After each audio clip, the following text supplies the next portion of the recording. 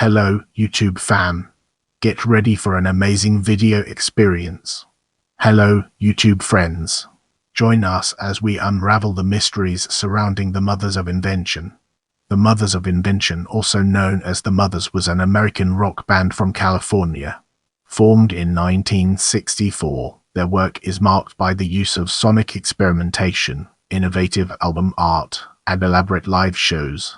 Originally a rock band called the Soul Giants, the band's first lineup included Ray Collins, David Coronado, Ray Hunt, Roy Estrada, and Jimmy Carl Black. Frank Zappa was asked to take over as the guitarist following a fight between Collins and Coronado, the band's original saxophonist leader. Zappa insisted they perform his original material and on Mother's Day in 1965 changed their name to the Mothers. Record executives demanded the name be changed, and so out of necessity, Zappa later said, "We became the Mothers of Invention." After early struggles, the Mothers earned substantial popular commercial success. The band first became popular playing in California's underground music scene in the late years.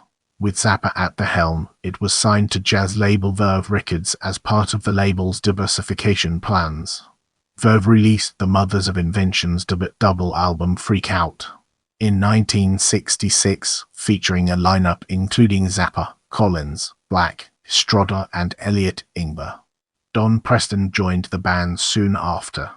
Under Zappa's leadership and a changing lineup, the band released a series of critically acclaimed albums, including Absolutely Free, We're Only in It for the Money, and Uncle Meat, before being disbanded by Zappa in 1969.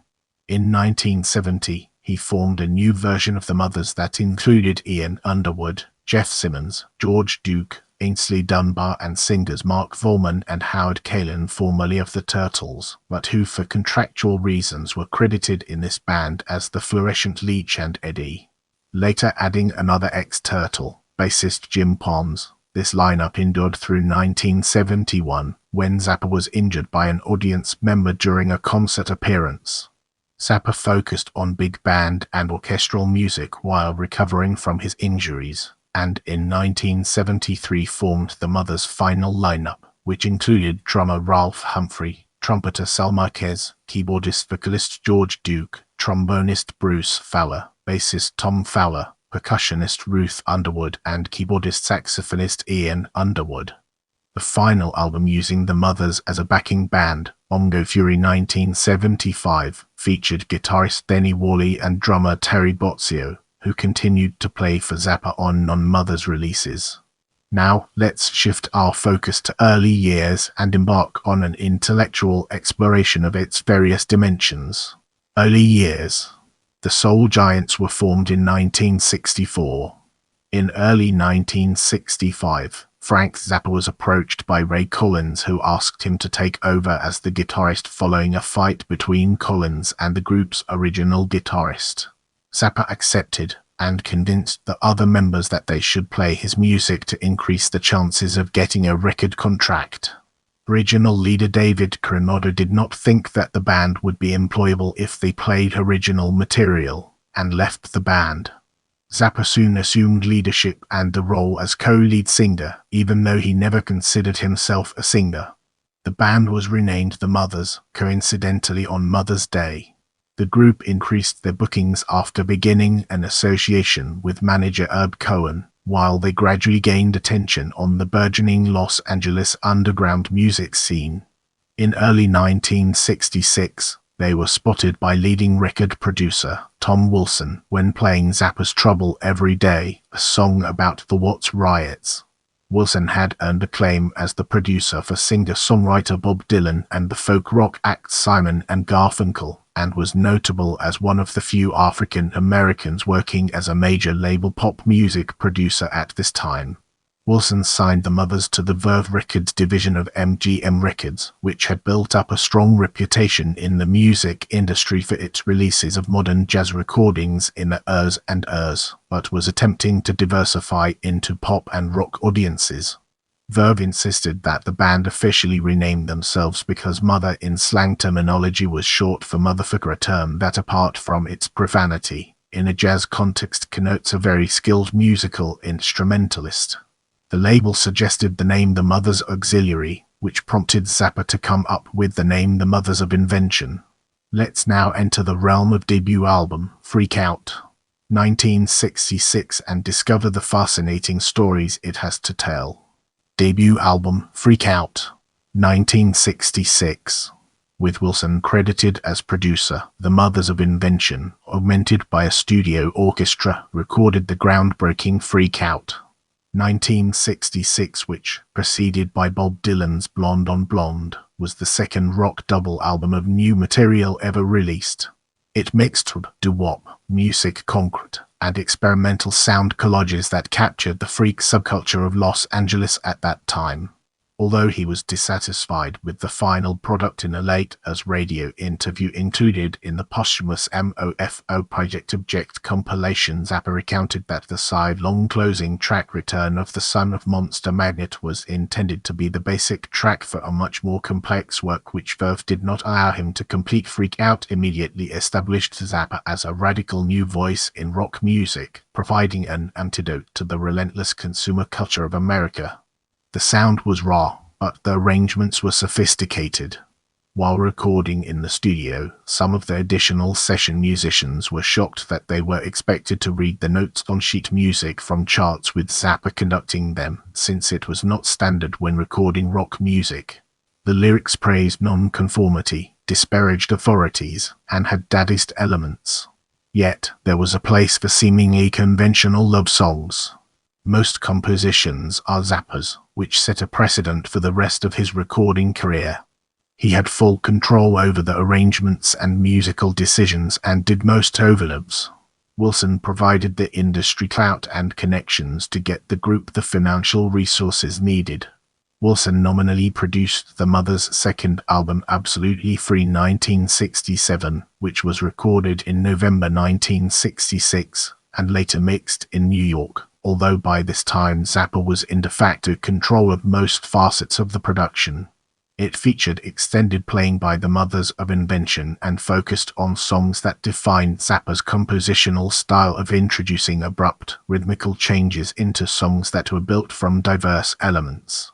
Examples are Plastic People and Brown Shoes Don't Make It, which contain lyrics critical of the hypocrisy and conformity of American society, but also of the counterculture of the Ers. As Zappa put it, satirists, and we are out to satirize everything. Now, we shift our focus to New York period, a topic that deserves our attention. New York period. The Mothers of Invention played in New York in late 1966 and were offered a contract at the Garrick Theatre during Easter 1967. This proved successful and Herb Cohen extended the booking, which eventually lasted half a year.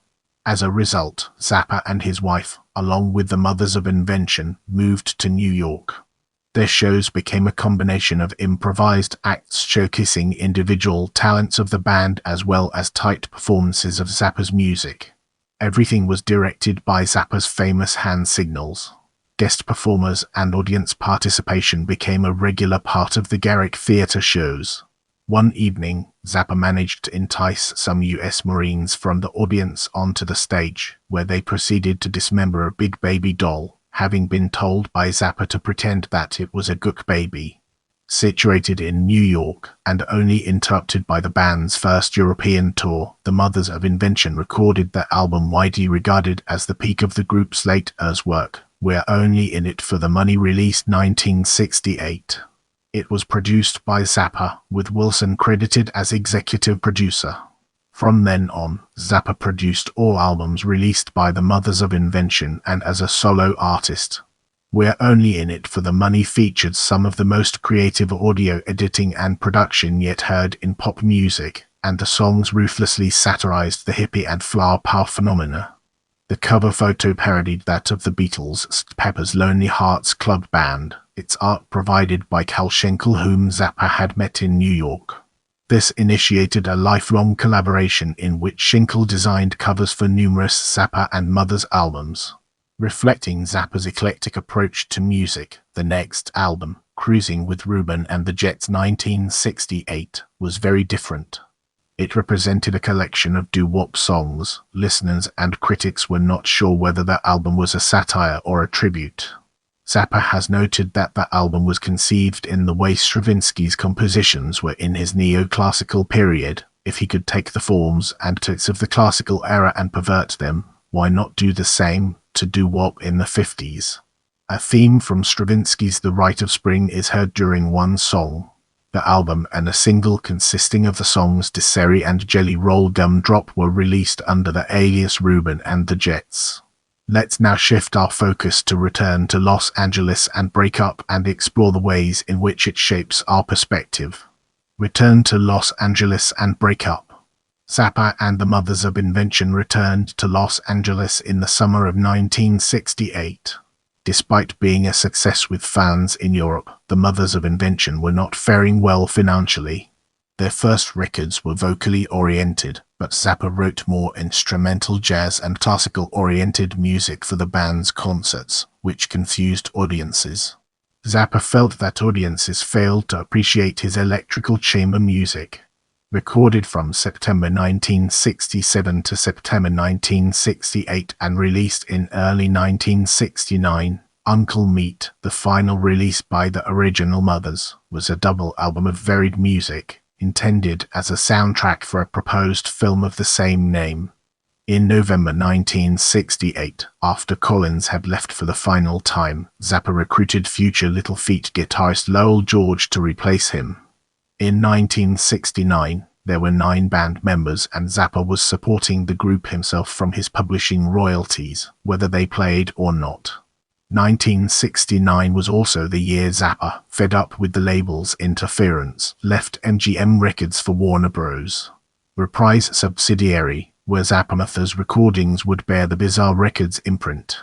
In late 1969, Zappa broke up the band. He often cited the financial strain as the main reason, but also commented on the band members' lack of sufficient effort. Many band members were bitter about Zappa's decision, and some took it as a sign of Zappa's concern for perfection at the expense of human feeling. Others were irritated by his autocratic ways, exemplified by Zappa's never staying at the same hotel as the band members. Several members would, however, play for Zappa in years to come. He did, however, start recruiting new band members at this time, even asking Mickey Dolenz from the Monkees to join. Zappa had appeared on the series and in the movie Head. Remaining recordings with the band from this period were collected on Weasel's Ripped My Flesh and Burnt Weenie Sandwich, both released in 1970. George and Estrada formed Little Feat with Richie Hayward and Bill Payne after the Mothers disbanded. In this section, we'll be deep diving into Rebirth of the Mothers and filmmaking 1970, unraveling its complexities and uncovering valuable insights. Rebirth of the Mothers and filmmaking 1970. Later in 1970, Zappa formed a new version of the Mothers. From then on, he mostly dropped the Invention. It included British drummer Aynsley Dunbar, jazz keyboardist George Duke, Ian Underwood, Jeff Simmons bass, rhythm guitar, and 3 members of the Turtles, bass player Jim Pons, and singers Mark Volman and Howard Kaylan, who, due to persistent legal and contractual problems, adopted the stage name the Phlorescent Leech and Eddie, or Flo and Eddie. This version of the Mothers debuted on Zappa's next solo album Chunga's Revenge 1970, which was followed by the double album soundtrack to the movie 200 Motels 1971, featuring the Mothers, the Royal Philharmonic Orchestra, Ringo Starr, Theodore Bickel, and Keith Moon. Co-directed by Zappa and Tony Pommer, it was filmed in a week at Pinewood Studios outside London. Tensions between Zappa and several cast and crew members arose before and during shooting. The film deals loosely with life on the road as a rock musician. It was the first feature film photographed on videotape and transferred to 35mm film, a process which allowed for novel visual effects. It was released to mixed reviews. The score relied extensively on orchestral music, and Zappa's dissatisfaction with the classical music world intensified when a concert, scheduled at the Royal Albert Hall after filming, was cancelled because a representative of the venue found some of the lyrics obscene. In 1975, he lost a lawsuit against the Royal Albert Hall for breach of contract. After 200 Motels, the band went on tour, which resulted in 2 live albums, Fillmore East June 1971 and Just Another Band from LA. The latter included the 20-minute track Billy the Mountain, Zappa's satire on rock opera set in Southern California. This track was representative of the band's theatrical performances, in which songs were used to build up sketches based on 200 Motels scenes as well as new situations, often portraying the band members' sexual encounters on the road. Get ready for a thought-provoking discussion as we delve into Accident, Attack and their aftermath and its impact on our understanding. Accident, Attack and their aftermath. In December 1971, there were 2 serious setbacks. While performing at Casino de Montreux in Switzerland, the Mothers' equipment was destroyed when a flare set off by an audience member started a fire that burned down the casino. Immortalized in Deep Purple's song Smoke on the Water, the event and immediate aftermath can be heard on the bootleg album Swiss Cheese Sapphire, released legally as part of Zappa's Beat the Boots I compilation. After a week's break, the Mothers played at the Rainbow Theatre, London, with rented gear. During the encore, an audience member pushed Zappa off the stage and into the concrete-floored orchestra pit. The band thought Zappa had been killed, had suffered serious fractures, head trauma and injuries to his back, leg, and neck, as well as a crushed larynx, which ultimately caused his voice to drop a third after healing. This accident resulted in him using a wheelchair for an extended period, forcing him off the road for over half a year. Upon his return to the stage in September 1972, he was still wearing a leg brace, had a noticeable limp and could not stand for very long while on stage. Zappa noted that one leg healed shorter than the other, a reference later found in the lyrics of songs Zombie Woof and Dancin' Fool, resulting in chronic back pain. Meanwhile, the Mothers were left in limbo and eventually formed the core of Flo and Eddie's band as they set out on their own. Get ready for an exciting part as we dive into Top 10 Album. Top 10 Album. After releasing a solo jazz-oriented album Waka Waka and following it up with a Mothers album, The Grand Wazoo, with large bands, Zappa formed and toured with smaller groups that variously included Ian Underwood reeds, keyboards, Ruth Underwood vibes, marimba, Sal Marquez trumpet, vocals, Napoleon Murphy Brock sax, flute and vocals, Bruce Fowler trombone, Tom Fowler bass, Chester Thompson drums, Ralph Humphrey drums, George Duke keyboards, vocals, and Jean-Luc Ponty violin. Zappa continued a high rate of production through the first half of the years, including the solo album Apostrophe 1974, which reached a career high no. 10 on the Billboard Pop album charts, helped by the chart single Don't Eat the Yellow Snow. Other albums from the period are Overnight Sensation 1973, which contains several future concert favorites, such as Dynamo Hum and Montana, and the albums Roxy and Elsewhere 1974 and One Size Fits All 1975, which feature ever-changing versions of a band still called the Mothers, and are notable for the tight renditions of highly difficult jazz fusion songs in such pieces as Inca Roads, Echidna's R for You and Bebop Tango of the Old Jazzman's Church. A live recording from 1974, You Can't Do That on Stage Anymore, Vol. to 1988, captures the full spirit and excellence of the band.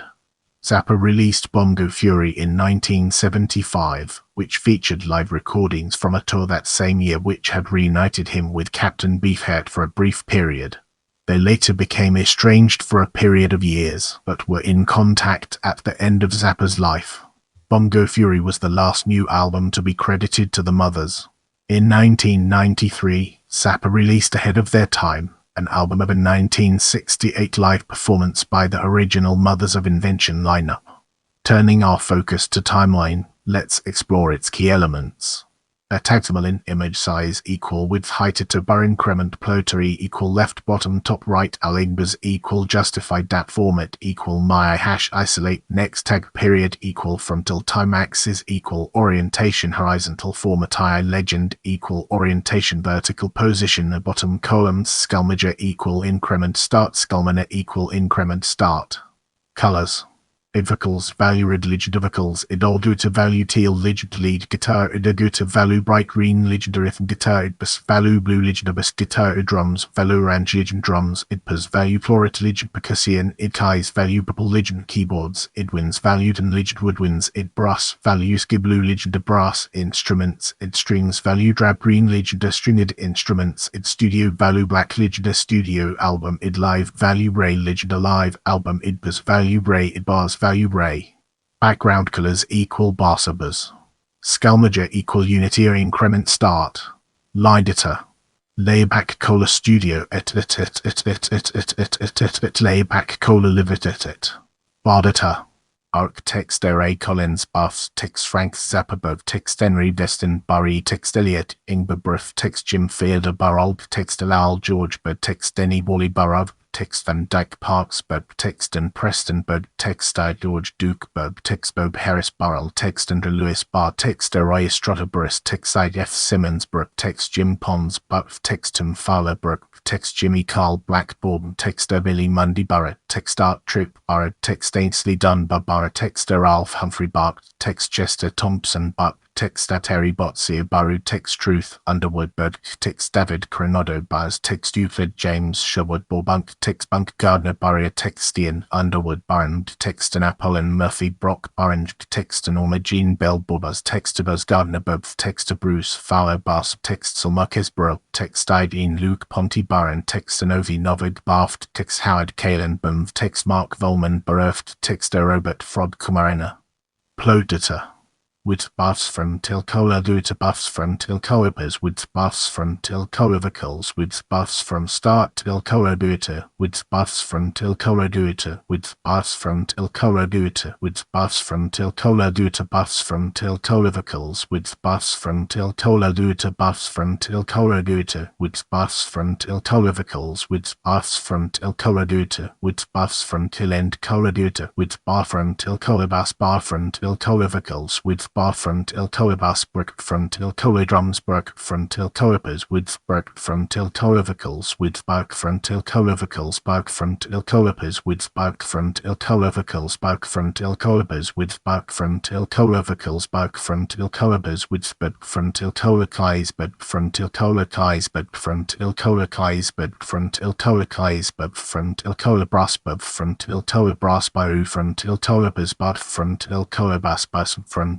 Tilcoa brass bass from Tilcoa vocals with broke from Tilcoa strings by from Tilcoa drums bind from Tilcoa strings birth from Tilcoa vocals bind from Tilcoa winds bind from Tilcoa vocals with bid from Tilcoa duta bid from Tilcoa vocals with art from Tilcoa drums bile from Tilcoa kais bile from Tilcoa vocals with bucked from Tilcoa drums bind from Tilcoa winds bind from Tilcoa vocals with bid from Tilcoa kais brett from Tilcoa bass brett from Tilcoa vocals with breast from Tilcoa bass breast from Tilcoa vocals with breast from Tilcoa vocals breast from Tilcoa duta breast from Tilcoa vocals with buffed from Tilcoa vocals bum from Tilcoa vocals bide from Tilcoa drums borbas from Tilcoa brass barreled from Tilcoa duta barreled from Tilcoa vocals with bite from Tilcoa drums bite from Tilcoa bas with borb from Tilcoa drums borb from Tilcoa drums borbunk from Tilcoa winds breath from Tilcoa duta breath from Tilcoa kais with bed from Tilcoa winds barv from Tilcoa kais bed from Tilcoa kais bed from Tilcoa winds with bed from Tilcoa brass with bed from Tilcoa kais bed from Tilcoa vocals with bed from Tilcoa duta with bed from Tilcoa duta by from Tilcoa duta by from Tilcoa duta with by from Tilcoa winds by from Tilcoa kais with by from Tilcoa winds by from Tilcoa kais with by from Tilcoa duta with by from Tilcoa winds by from Tilcoa kais with spice from Tilcoa winds by from Tilcoa pas with spice from Tilcoa winds by from Tilcoa pas with spice from Tilcoa winds by from Tilcoa pas with Our focus now turns to discography, an important aspect of our discussion. Studio albums: Freak Out, 1966, Absolutely Free, 1967, We're Only in It for the Money, 1968, Cruising with Ruben and the Jets, 1968, Uncle Meat, 1969, Burnt Weenie Sandwich, 1970, Weasels Ripped My Flesh, 1970, The Grand Wazoo, 1972, Overnight Sensation, 1973, One Size Fits All, 1975, Bongo Fury, 1975.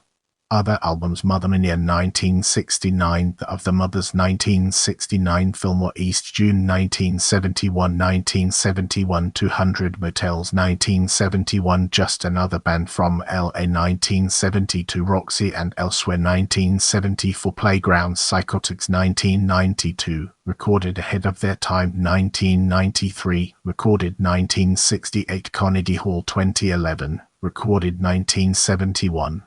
Don't forget to check out my other videos for more valuable content.